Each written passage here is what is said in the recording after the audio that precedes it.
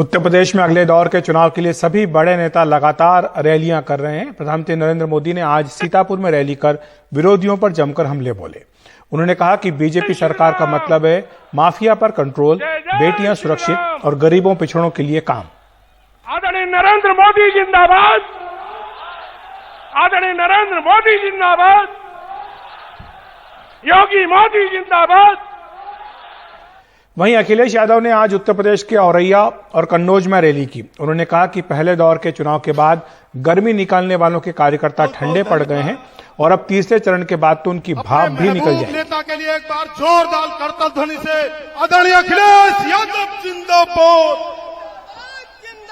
अखिलेश यादव जिंदाबाद। उधर योगी आदित्यनाथ ने हमीरपुर में कहा कि आज वे लोगों से वादे कर रहे हैं, लेकिन जब उन्हें पिछली बार मौका मिला था तो केवल अपनी जेबें भरते रहे। बुंदेलखंड में 12,000 रुपए पेंशन की सुविधा अकेले हमीरपुर जनपद में उपलब्ध करवाने का कार्य कर रहे हैं। भाइयों बहनों, वहीं कांग्रेस महासचिव प्रियंका गांधी वाड्रा ने आज कानपुर में रोड शो किया। 2017 में कांग्रेस ने कानपुर कैंट की सीट जीती थी और 2 सीटों पर दूसरे नंबर पर रही थी।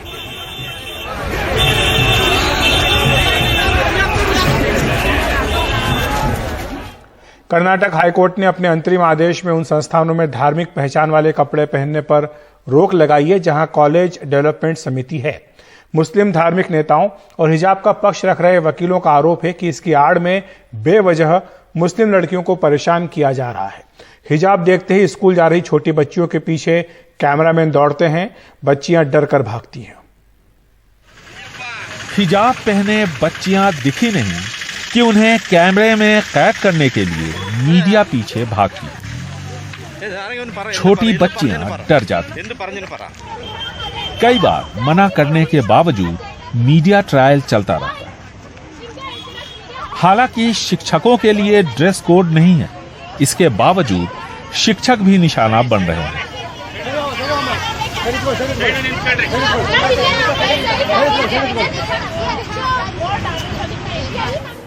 मीडिया वाले वहां भी बेरोक टोक पहुंच जाते हैं जहां लड़कियां बुर्के और हिजाब बदल रही होती हैं। धार्मिक लोग इससे खासे नाराज हैं। उनकी मांग है कि खुलेआम जिस तरह से लड़कियों को परेशान किया जा रहा है, सरकार उसे दखल देकर रोके। यहाँ प्रशासन डीडीपी ऑफिस के जरिए या दूसरे जराये के जरिए जो मुस्लिम मैनेजमेंट स्कूल्स हों या ये है कि जहाँ डिग्री कॉलेज जहाँ यूनिफॉर्म नहीं है और टीचरों के लिए भी यूनिफॉर्म नहीं है, उनको गेट के बाहर खड़ा करके उनका हिजाब उतरवाना।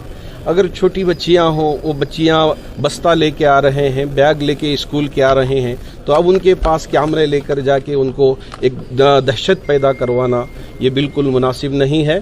इसलिए हम हुकूमत से गुजारिश करते हैं कि यहाँ अमन व अमान को बरकरार रखें।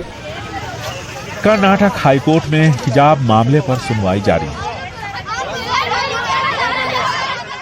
हिजाब की मांग कर रही लड़कियों की वकालत कर रहे रवि वर्मा कुमार ने कहा कि हमारी दलील बगैर सुने हमें सजा दी गई।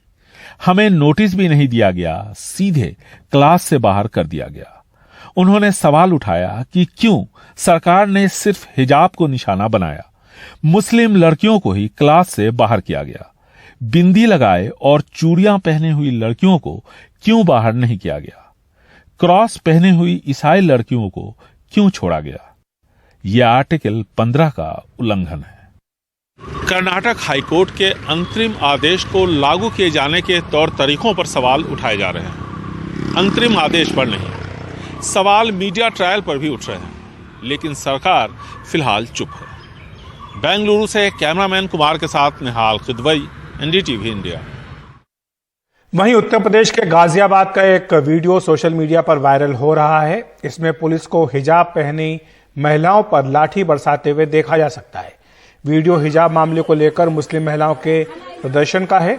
आरोप है कि इस प्रदर्शन में शामिल महिलाओं ने धक्का मुक्की की, जिसके बाद पुलिस ने लाठीचार्ज किया।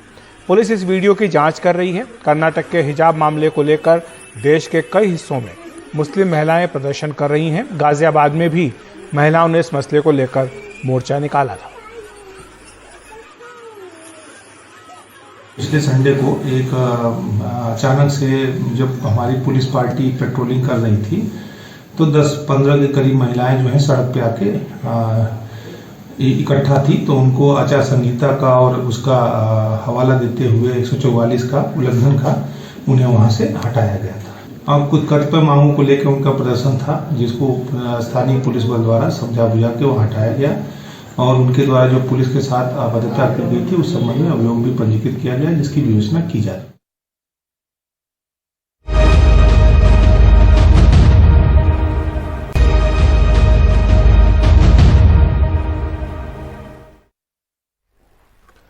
ट्रेनों में मिलने वाले खाने को लेकर यात्रियों की शिकायतें पुरानी हैं, लंबे समय से चली आ रही हैं। इनकी सुनवाई हो, इसके लिए आईआरसीटीसी एक नई शुरुआत करने जा रहा है। अब फूड सेफ्टी सुपरवाइजर की तैनाती होगी और साथ ही खाने की जांच लेबोरेटरी में की जाएगी। लंबे अरसे से चली आ रही ट्रेन में खान पान की शिकायतें अब दूर होंगी। आईआरसीटीसी की नई शुरुआत पर अमल होने से खाने की गुणवत्ता का स्तर बेहतर होगा। इस दिशा में आईआरसीटीसी ने ई-बिट्स आमंत्रित की हैं। इसके तहत आईआरसीटीसी अपने हर बेस किचन में फूड सेफ्टी सुपरवाइजर की नियुक्ति करेगा। साथ ही आईआरसीटीसी और लाइसेंसी दोनों की बेस किचन की निगरानी भी होगी। खाना बनाने से लेकर परोसने तक में इस्तेमाल होने वाली चीजों की लैब में जांच होगी। खासतौर पर मसाले, तेल, घी और कच्ची चीजों की रैंडम टेस्टिंग होगी। इतना ही नहीं, यात्रियों के फीडबैक लेने के लिए स्वतंत्र एजेंसी भी चुनी जाएगी। यह प्रयास में हम लोग एक नया दिशा का ओर जा रहे हैं। इसमें हमारा किचन्स में हमारा फूड सेफ्टी सुपरवाइजर्स रहेंगे, जो खाने का गुणवत्ता नॉट ओनली टेस्ट से करेंगे, उनको जांच किया जाएगा लेबोरेटरी में। बिकॉज हम लोगों का एक यह है, जो कोविड के बाद जो खाना हमारे पास वापस आया है, इसमें कोई कमी नहीं रह जाए। देश में आईआरसीटीसी की 46 किचन हैं। इनसे पूरे ट्रेन नेटवर्क की करीब 70% ट्रेनों को खाना परोसा जाता है। कोरोना से पहले आईआरसीटीसी की कमाई का 45% राजस्व खाने से आता था। बीते कुछ महीनों में कोरोना की वजह से ट्रेनों में आई कमी से ये घटकर 20% पहुंच गया है। अब सुधार के साथ साथ यात्रियों की भी राय ली जाएगी। नया चीज करने जा रहे हैं, जो कस्टमर सेटिस्फेक्शन सर्वे। हमारे लिए कस्टमर, जो ग्राहक है, जो हमारा भोजन करते, वो हमारे लिए भगवान है। तो उसमें हम लोग चाहते हैं कि हम लोग अपना सर्विस ठीक ठाक दे रहा है कि नहीं, वो कस्टमर सेटिस्फेक्शन सर्वे के लिए भी हम लोग प्रयास करेंगे, जिसमें अगर कोई पर्टिकुलर ट्रेन में कोई कुछ सुधारने की आवश्यकता हो तो हम लोग कर सकते हैं। सुधार की ये कोशिश स्वाद से लेकर मुसाफिरों को स्वास्थ्यवर्धक खाना परोसने की है। उम्मीद यही कि इस पहल के नतीजे यात्रियों को जल्द चखने को मिलेंगे। नई दिल्ली से परिमल कुमार, एनडीटीवी इंडिया।